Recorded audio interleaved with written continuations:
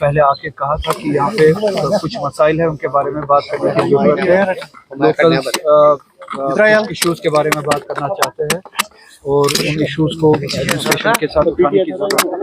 तो इनके कहने, इनके इन्विटेशन पे अपनी जिम्मेदारी समझते हुए इनके सामने आया हूँ बात करने के लिए। देखते हैं कि इश्यूज क्या है, इनको एडमिनिस्ट्रेशन के साथ उठाने की जरूरत है। कौन से इश्यूज कहाँ किस लेवल पे उठाने की जरूरत है। अगर सेंट्रल लेवल पे कोई इशू है, सेंट्रल गवर्नमेंट के लेवल पे कोई इशू है वो उठाएंगे।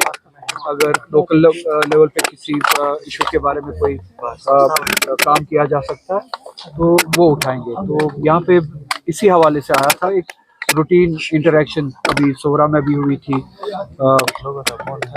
आज सोरा के बाद इस वक्त गांदरबल में आया। इसी तरह से पुलवामा, शोपियां और हमारे साउथ की जितनी भी कॉन्स्टिट्यूंसीज है वहाँ पे जाके लोगों के साथ इंटरेक्शन करने की कोशिश करता हूँ।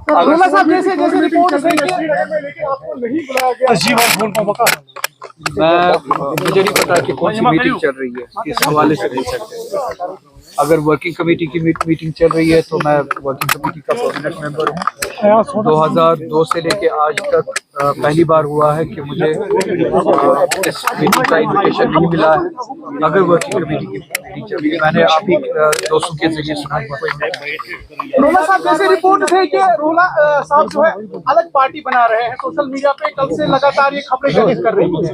क्या आप एमसी से इसीलिए दूरी बनाए हुए हो कि रोला साहब अपनी पार्टी खड़ी कर देंगे? मैंने ना किसी पार्टी से दूरी बनाई है, ना किसी पार्टी को बनाने के लिए कोई बात की है। मेरी नेशनल कॉन्फ्रेंस के साथ, इस तंजीम के साथ एक बात पे डिसएग्रीमेंट होती है।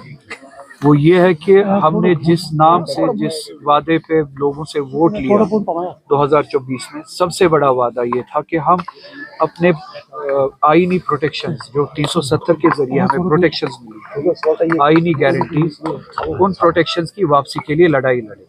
उस मैंडेट का सबसे बड़ी वजह वही हमारे पॉलिटिकल एजेंडा पे हम काम करें। हम मुल्क में एलाइज ढूंढेंगे जिनके जरिए हम एक फोर्स बना सकते हैं कि हम अपनी प्रोटेक्शंस को वापस हासिल करें, आईनी गारंटीज को वापस हासिल कर सकें। हमारे पॉलिटिकल एजेंडा में पॉलिटिकल प्रिजनर्स है हमारे, वोट हमें उस नाम पे मिला। हमारे पॉलिटिकल एजेंडा में जिस नाम पे हमने वोट लिया था लोगों से, उसमें जितने भी सारे एजेंडाज थे उन पे हमने काम करना है, उस वादे पे पूरा उतरना है। हम बीजेपी की लैंग्वेज इस्तेमाल नहीं कर सकते हैं वोट लेने के बाद। वोट हम इस नाम पे लेके हम 370 के जरिए जो प्रोटेक्शंस थे उन प्रोटेक्शंस की वापसी के लिए लड़ाई लड़ेंगे। और इलेक्शन के दौरान हम ये कहे कि जो स्टेटहुड की बात करता है वो बीजेपी का एजेंडा यहाँ पे फैला रहा है या वो बीजेपी की लैंग्वेज इस्तेमाल कर रहा है।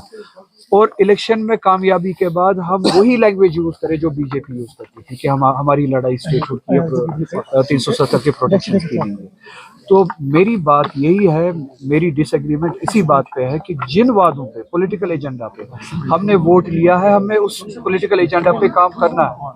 हमें 370 के जरिए प्रोटेक्शन जो मिली थी उसकी प्रोटेक्शन के लिए काम करना है।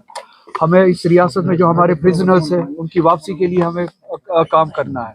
हम डाइल्यूट नहीं कर सकते अपनी लड़ाई को, बीजेपी की लैंग्वेज यूज करके स्टेटहुड की लड़ाई बना के अपने कॉज को डाइल्यूट नहीं कर सकते। और अगर हम वो कॉज को डाइल्यूट कर रहे हैं, हम बीजेपी के रास्ते पे चल रहे हैं और हम वो धोखा लोगों को नहीं दे सकते।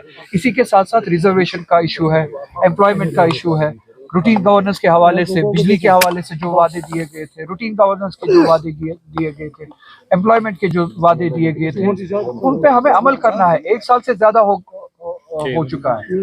अब 1 साल से ज्यादा अरसा गुजरने के बाद आप मुझे बताइए, अगर हमने ना पॉलिटिकल एजेंडा पे काम किया, 370 के हवाले से हमने कोई काम, हमने वक्फ अमेंडमेंट बिल जब आई, हमने अपने दीनी मजहबी फ्रीडम के हवाले से जो हमें लड़ाई लड़नी थी उस पर काम नहीं किया।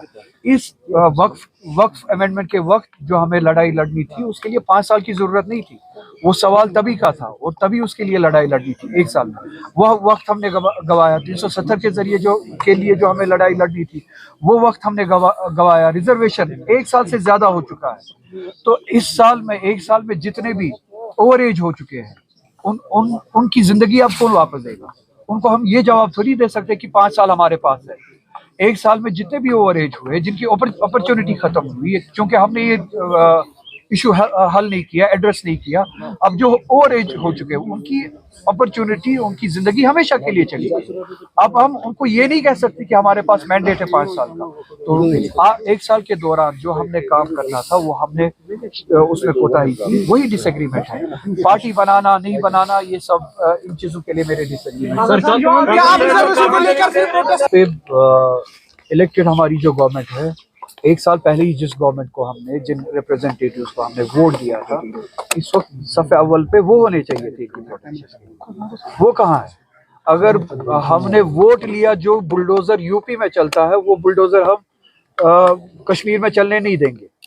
अगर हमने वोट लिया कि यूपी में जो ज्यादतियां होती है कम से कम हम कश्मीर में वो ज्यादतियां होने नहीं देंगे।